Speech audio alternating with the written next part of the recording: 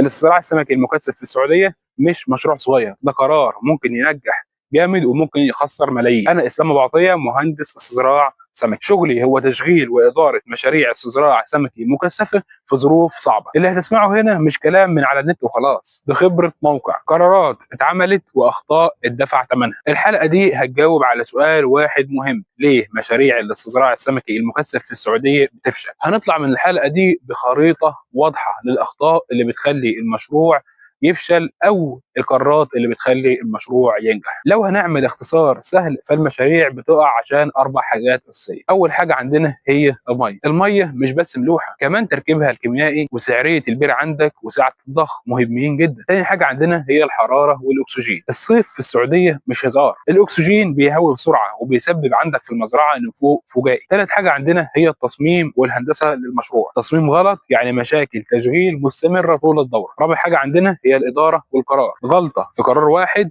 في وقت غلط ممكن تكلفك كتير جدا. كل حلقه بعد كده هنتكلم على نقطه من دول بكل التفاصيل الكامله ليه، لكن في الحلقه دي هنخش على كل نقطه بشكل سريع وبشكل عملي. حاجات لازم تتعمل فورا لو عاوز تحمي مشروع. اول حاجه لازم تسال الميه عندك هتشيل ولا لا. مش هتسال بس عن الملوحه، لازم تسال عن سعه البير عندك، كام لتر في الساعه او كام متر مكعب في الساعه. ولو المضخه عندك مش هتودي كميه الميه اللي انت محتاجها، المشروع كله هيقع منك. تاني حاجه هي التي دي اس والملوحه. بعض الانواع بتتحمل وبعض الانواع ما بتتحملش، بس الملوحه مش كل الصوره لما تيجي تقرا الميه. ثالث حاجه القلويه والصلابه، مهمين جدا لثبات النظام عندك في المشروع. رابع حاجه الحديد والمنجنيز والغازات عندك في الميه، ممكن يدخلك في مشاكل صحيه كتير للسمك او يخرب المضخات عندك. خامس حاجه نتائج الامونيا والنترين، لو موجود عندك من الاول فالنظام هيبقى صعب جدا في عمليه التنظيف. حاجه عمليه لازم تعملها طول ما انت بتزور الموقع عندك في المزرعه، خد عينه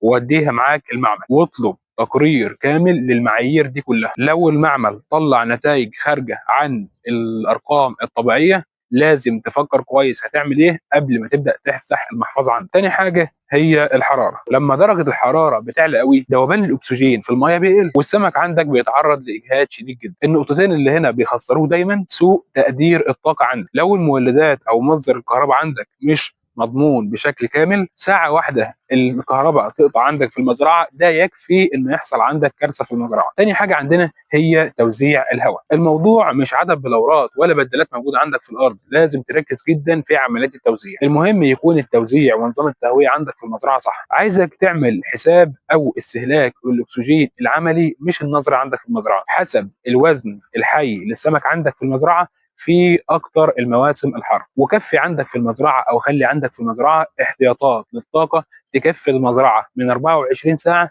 ل 48 ساعه عشان على الاقل تحميك في اسوأ اوقات الصيف. التصميم الهندسي للمشروع ده مكان الغلطات الصغيره فيه بتكبر جدا على مدار المشروع، وهديك دلوقتي بعض الامثله العمليه. انك تحط المضخات في مكان غلط او في مسار غلط ده بيخلي جزء من المشروع او من الاحواض ميت ومفيش فيه عمليه طرف، وده هيسبب عندك مشاكل ميكانيه للاكسجين وللامونيا. لو عمق الحوض عندك غلط، لو العمق قليل ففي الاوقات الحر هيزود عندك الاجهاد على السمك، ولو العمق زايد ده معناه انك هتستهلك مضخات بشكل اكبر. لازم يكون في مسارات للصيانه بشكل واضح في المشروع. لو كل مره العمال عندك عايزين يتدخلوا عشان يحلوا مشكله بيتدخلوا ببطء، المشروع عندك هيبدا يخسر. النصيحه العمليه هنا انك تطلب من المصمم او اللي مخطط لك المزرعه مسار تشغيل يومي للعماله يوضح فيه كل شيء في المشروع، زي مسارات الميه واماكن الفحص واماكن المعدات الاحتياطيه. لو المصمم بيحب التجربه اكتر من الشغل العملي امشي وسيب. اخر نقطه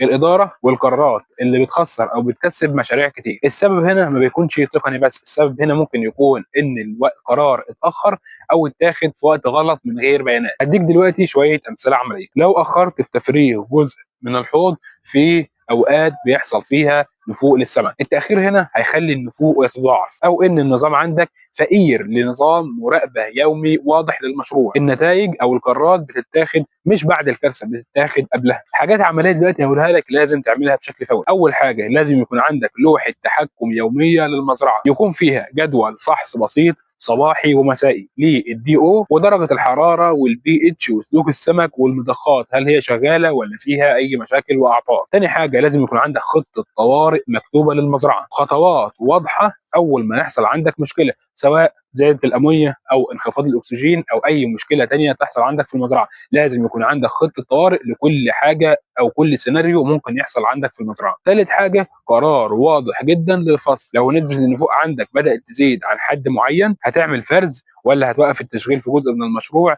ولا هتعمل عمليه وقف لحوض بالكامل. هتعمل ايه؟ لازم يكون عندك قرار واضح لما يحصل عندك عمليه نفوق او عند نسبه نفوق معينه هتعمل ايه. هنختم بخريطه قرار سريعه تقدر تقولها لاي مستثمر داخل عنده المشروع او مدير للمشروع عنده. اول حاجه قبل اي فلوس لازم تعمل تقرير للميه بشكل كامل وتقدير للمعايير، ولازم يكون عندك معرفه بسعه البير وقدره المضخات عندك في المشروع. تاني حاجه تحليل الطاقه، لازم يكون عندك مصدر كهرباء احتياطي للمزرعه من 24 ساعه ل 48 ساعه في أسوأ ظروف المكان وفي أسوأ موسم. ثالث حاجة لازم تتأكد من تصميم المزرعة عندك، مسارات التدفق والتهوية وسهولة عمليات الصيانة اللي بتتم في المزرعة. رابع حاجة هي واجهة التشغيل، جدول فحص يومي وخطة طوارئ مكتوبة للمزرعة زي ما اتكلمنا عن الموضوع ده. لو أي بند من الأربعة دول مش واضح او مكلف عندك في المزرعه اسال نفسك سؤال مهم جدا، هل انت مستعد تدفع تكلفه معالجه غلط؟ لو لا ممكن تفكر تاني او تمشي. المكثف في السعوديه ممكن ينجح جدا وفي نفس الوقت ممكن يقع. الفرق هنا مش في الفكره، الفرق في التفاصيل وفي القرارات. اللي اتكلمنا عنه النهارده هو اساس كل حاجه في السلسله اللي احنا هنمشي فيها دلوقتي، الميه والحراره والتصميم والقرار. لو عندك مشروع وعايز حد يعين على الارض او عاوز تقييم مبدئي، انا هنا مش عشان ابيع لك كلام، انا هنا عشان احمي استثمار. خلي بالك الغلطه في المكثف ثمنها